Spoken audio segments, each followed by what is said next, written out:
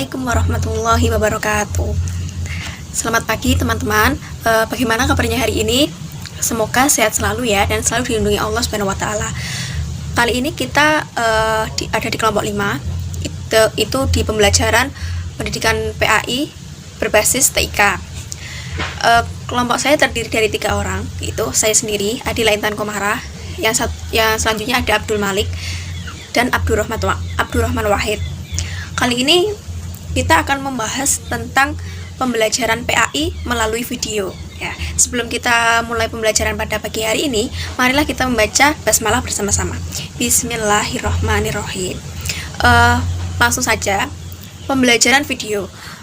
Tentunya pembelajaran video di masa pandemi ini terus meningkat dan terus diperbarui lagi. Seperti halnya kita saat ini juga termasuk pembelajaran melalui video. Tapi di kali ini kita akan membahas pembelajaran PAI melalui video. Jadi yang kita tekankan itu pembelajaran PAI-nya. Apa sih pembelajaran PAI itu? Apa bisa pembelajaran PAI melalui video seperti itu ya? Kita di sini akan membahas 3 subbab. Yang pertama itu apa pentingnya pembelajaran PAI di era milenial. Yang kedua itu ada pengertian pembelajaran PAI melalui video. Dan yang terakhir apakah efektif pembelajaran melalui video itu. Oke, langsung saja. Yang pertama kita akan membahas apa sih pentingnya pembelajaran PAI di era milenial. Kalian tentunya tidak asing lagi dengan apa sih era milenial, anak-anak milenial. Tentunya kan tidak asing lagi ya. Perlu diketahui bahwa era milenial ini itu sebenarnya tidak ada sebutan yang khusus atau tidak ada penggolongan yang khusus, tapi itu sudah tercetuskan ya, tuh dari zaman dahulu, penggolongan itu. Jadi setiap golongan-golongan itu berdasarkan tahunnya lah. Yang tahun milenial ini itu bermuncul itu ketika tahun kisaran 99 sampai 2000. Anak-anak yang lahir pada tahun tersebut itu cenderung memiliki kepribadian yang hampir mirip di setiap daerahnya. Walaupun banyak perbedaan ya, tapi itu pasti ada kesamaan yang secara signifikan, pasti sama gitu. Contohnya pada anak-anak pada era milenial ini itu lebih suka yang instan saja, yang serba mudah, yang serba online, terus sudah mengerti teknologi, apalagi di zaman sekarang itu teknologi semakin pesat ya. Nggak ada anak muda yang nggak punya HP, kecuali kalau orang tuanya itu memang nggak punya uang sama sekali untuk membelikan anaknya. Tapi sebagian besar anak itu sudah memiliki HP, sudah dikasih HP sejak dari kecil seperti itu. Lah, dari situ bermunculan bahwa anak itu sering melupakan pembelajarannya di sekolah, sudah mulai bosan dengan pembelajaran di sekolah. Karena apa? Karena terkadang banyak di sekolahan itu guru-gurunya itu tidak pandai di bidang teknologi. Masih banyak guru yang sudah sepuh gitu ya, sudah tua gitu. Jadi kan tidak sinkron dengan anak-anak yang milenial ini. Padahal diharuskan guru-guru juga harus mengikuti zaman-zaman yang sudah ada gitu. Jadi pembelajaran PAI itu sangat penting karena dengan adanya pemesatan teknologi ya toh, teknologi semakin pesat, anak-anak ini sudah bisa mengakses apa saja yang ingin dia ketahui. Bahkan hal-hal yang bersifatnya negatif itu mereka sudah bisa mengaksesnya dengan mudah. Kita cari di Google apa yang ingin kita ketahui, muncul. Apalagi kalau anak yang sudah memiliki HP sejak dari kecil. Wah, itu sangat bahaya sekali ya. Karena apa? Karena mereka itu merasa bebas, merasa memiliki dunianya itu HP terus gitu. Kita bisa mengetahui dunia luar melalui HP gitu ya. Tapi kalau orang tua dan guru tidak memberikan pengajaran tentang pendidikan agama, itu rugi besar. Karena apa? Pendidikan agama itu membentuk akhlak yang baik. Lah, kalau anak era milenial itu cuma dikasih HP saja, tidak dikasih pengertian bahwa penting kita ada sisi negatif dan sisi positif dari penggunaan internet, penggunaan HP, itu mereka bisa melampaui batas gitu loh. Akhlaknya itu bisa tidak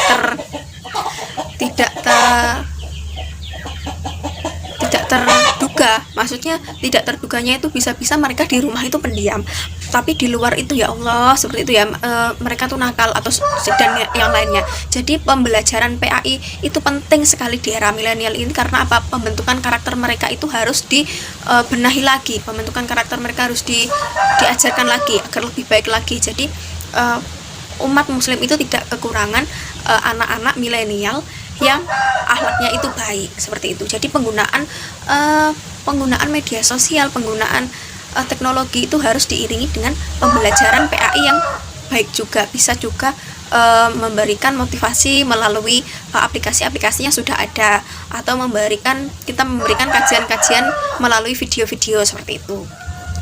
Terus kita lanjut lagi yang sebab yang kedua, yaitu sebab yang kedua itu pengertian pembelajaran PAI. Jadi pembelajaran PAI melalui video ya, pembelajaran PAI melalui video adalah apa sih pembelajaran PAI itu? Pembelajaran PAI itu memberikan ilmu terhadap seseorang, terhadap peserta didik tentang pendidikan agama Islam ya, tentang syariat-syariatnya, tentang bagaimana ajaran-ajaran yang ada seperti itu ya, tapi melalui video gitu. Tapi setiap pembelajaran itu sudah berdasarkan kurikulum dan memiliki tujuan. Tujuannya untuk apa? Tujuannya untuk memberikan pemahaman yang mendalam tentang pendidikan agama Islam itu sendiri, dan bertujuan untuk membentuk karakter siswa dan seseorang untuk menjadi seorang muslim yang sesuai dengan ajarannya seperti itu. Terima kasih, dilanjutkan sama Mas Malik dan Mas Abdurrahman ya. Terima kasih. Selanjutnya yaitu saya Abdurrahman Wahid akan melanjutkan penjelasan dari teman saya yaitu Mbak Adela Intan Komara, yaitu tentang pengertian pembelajaran pendidikan agama Islam melalui video. Sebelum kita mengetahui tentang hal tersebut, kita harus mengetahui tentang pengertian pembelajaran pendidikan agama Islam dulu. Apa sih artinya? Artinya yaitu pembelajaran pendidikan agama Islam, yaitu usaha sadar yang dilakukan oleh guru untuk mempersiapkan peserta didik untuk meyakini, membimbing, dan mengamalkan ajaran Islam sesuai dengan kegiatan pembelajaran. Agama Islam sebagai bentuk upaya mendidik ajaran Islam, nilai-nilai keagamaan. Supaya apa? Supaya peserta didik nantinya dapat mengamalkan, dapat menerapkan, dapat mencontoh, dapat mempraktekkan dalam kehidupan sehari-hari. Sedangkan pembelajaran berbasis video, yaitu pembelajaran yang dilakukan melalui audio visual, yaitu dengan suara dan gambar. Dalam hal ini, pembelajaran berbasis video ini melalui televisi atau media YouTube atau banyak media yang lainnya, sesuai dengan perkembangan zaman. Pada zaman ini yaitu zaman COVID-19, siswa diharapkan yaitu dalam pembelajaran yaitu melalui media daring. Kenapa demikian? Karena pemerintah telah menganjurkan peserta didik itu untuk belajar di rumah. Jadi usaha guru yang dapat dilakukan yaitu dengan pembelajaran melalui daring atau online. Guru yaitu membuat medianya apa ya? Medianya yaitu dengan menggunakan video, alternatifnya yaitu. Karena dengan menggunakan video, mungkin peserta didik akan lebih mengetahui secara detail, secara rinci tentang penjelasan yang akan disampaikan oleh gurunya.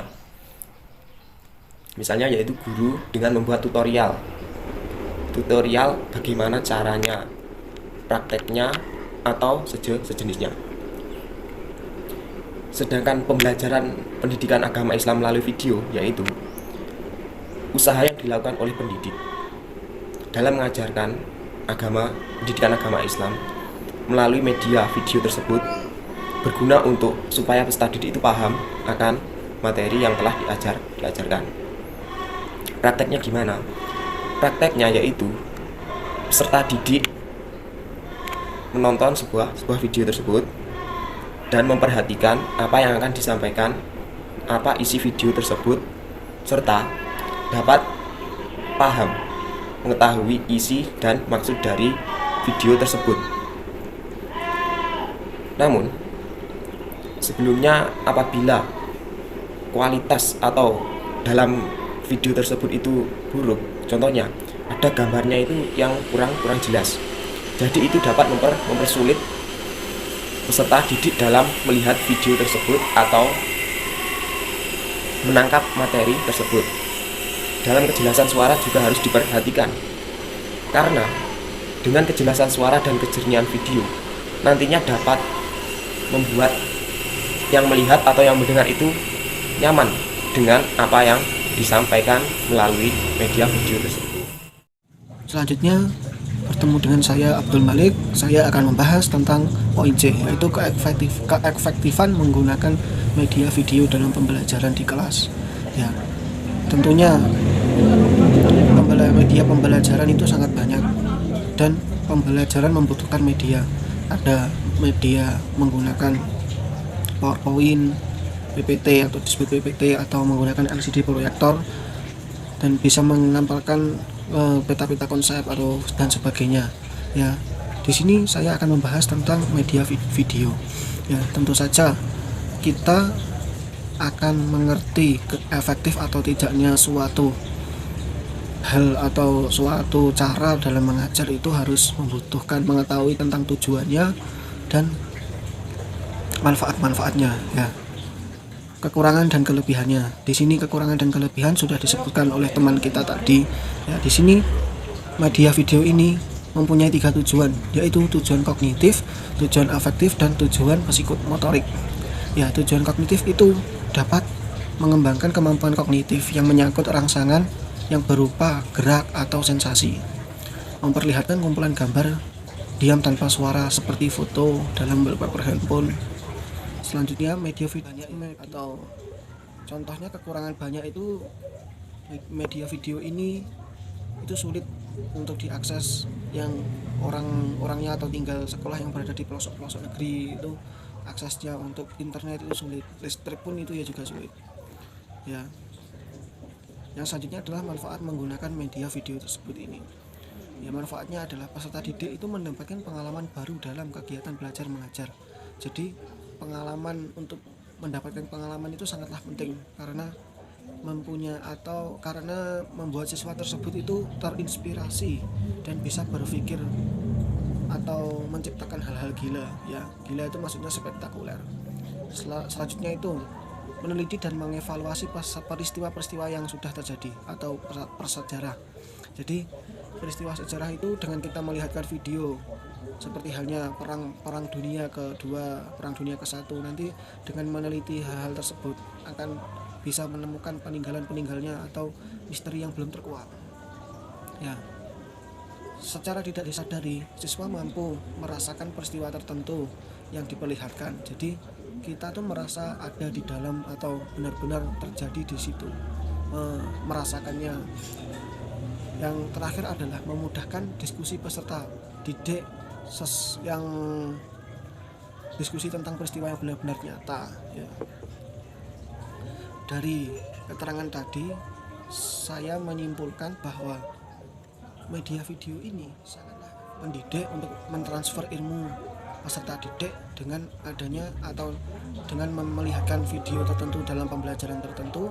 Contohnya video toharoh dalam hal pelajaran fikih itu guru PAI, pendidik PAI itu bisa memperlihatkan pertama orang bersuci, ya, menghilangkan wudhu, memperlihatkan video wudhu. Nah, terus dari video wudhu tersebut nanti siswa akan melihat dan guru mengapresiasikan atau menanyakan apakah ada yang ditanyakan. Ya, itu